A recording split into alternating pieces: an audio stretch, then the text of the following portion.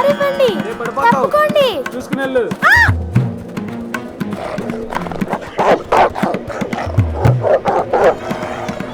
అదిగో అక్కడుంది. పరిగెత్తు, పట్టుకోదాన్ని.